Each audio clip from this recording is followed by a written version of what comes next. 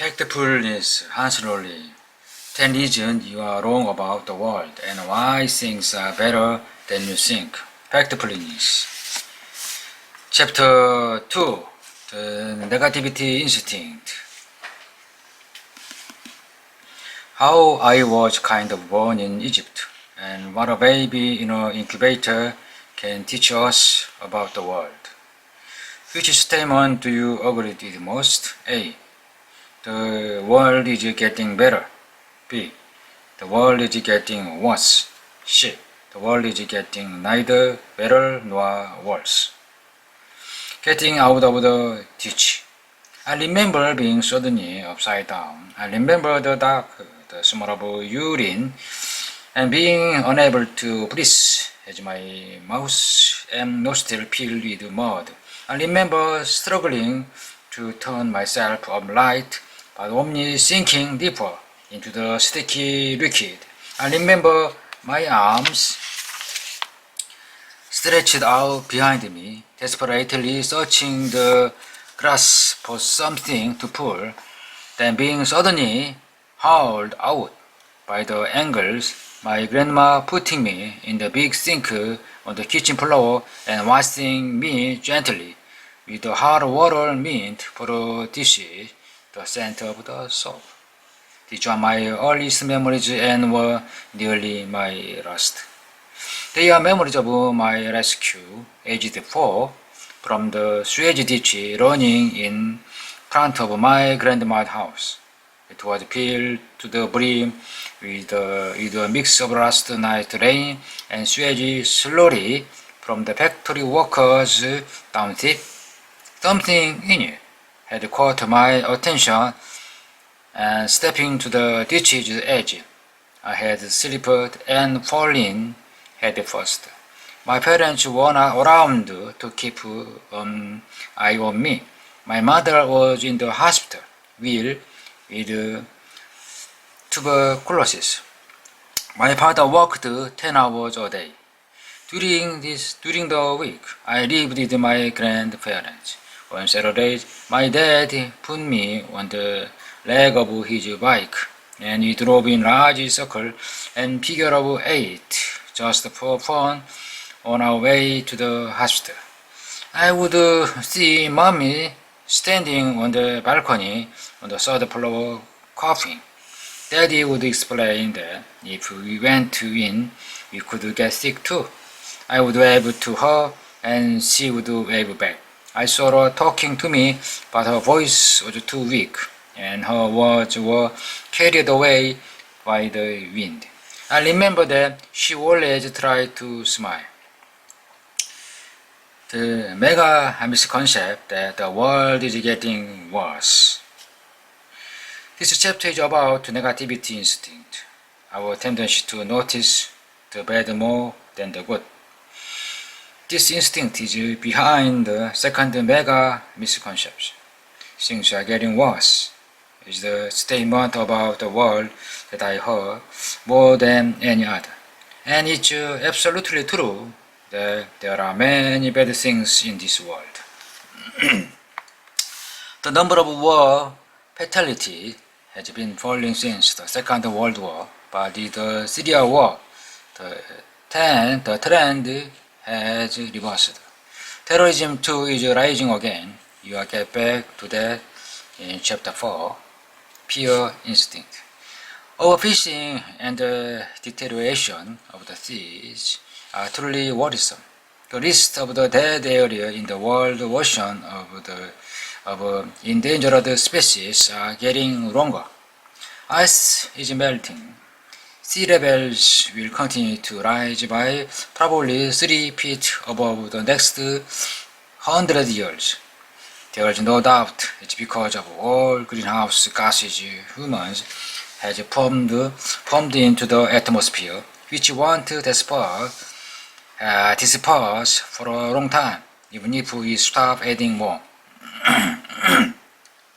The collapse of the US housing market in 2008, which no regulators had predicted, was caused by widespread illusion of safety in abstract investment, which hardly anyone understood. The system remains as complex now as it was then, and a similar crisis could happen again, maybe tomorrow. In order for this planet to have financial stability, peace, and protect the natural resources, there's one thing we can't do without, and that's international collaboration based on a shared and fact-based understanding of the world. The current lack of the knowledge about the world is therefore the most concerning problem of all.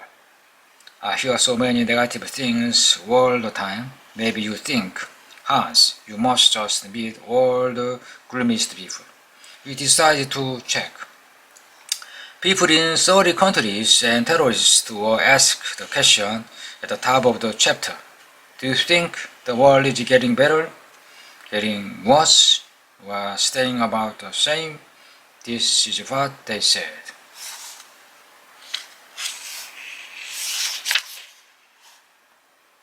Territories, 30 countries and territories.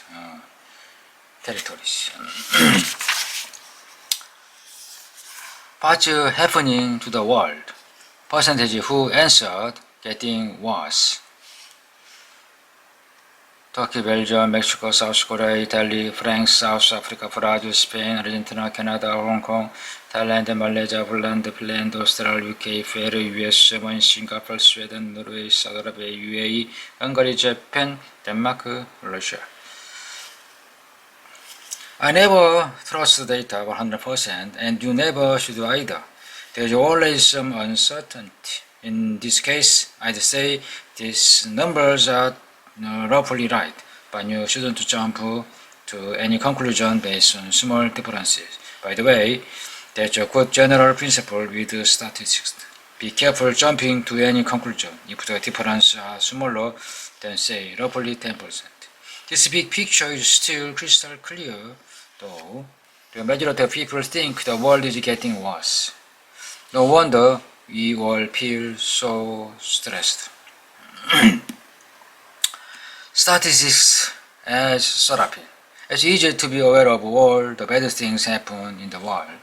It's harder to know about the good things.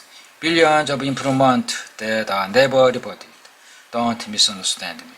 I'm not talking about some trivial positive news to supposedly balance out the negative.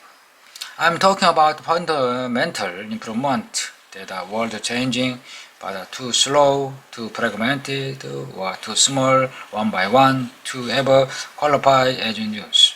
I'm talking about the secret silent miracle of human progress. The basic facts about the world progress are so little known, and I get invited to talk about them to conference and corporate meetings all over the world. They sometimes call my lectures inspirational, and many people say they also have a comforting effect. That was never my intention, but it's logical. What I saw is mostly just official UN data. As long as people have a world view, there's so much more negativity than reality. Pure statistics can make them feel more positive. It's comforting as well as inspiring to learn the world is much better than you think. A new kind of happy feel, completely free online. Extreme poverty. Let's start by looking at the trend for extreme poverty. Fact question 3. In the last 20 years, the proportion of the world population living in extreme poverty has A. Almost doubled. B. Remained more or less the same. C. Almost halved.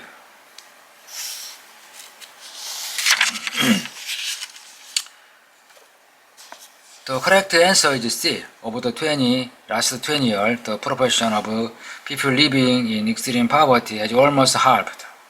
But in our online polls, in most countries, less than 10% knew this. Remember the poor income level at chapter 1.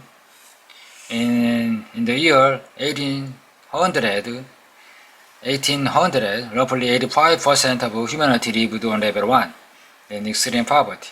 All over the world, people simply did not have enough food. most people went to bed hungry several times a year. Across Britain and its colony, children had to work to eat.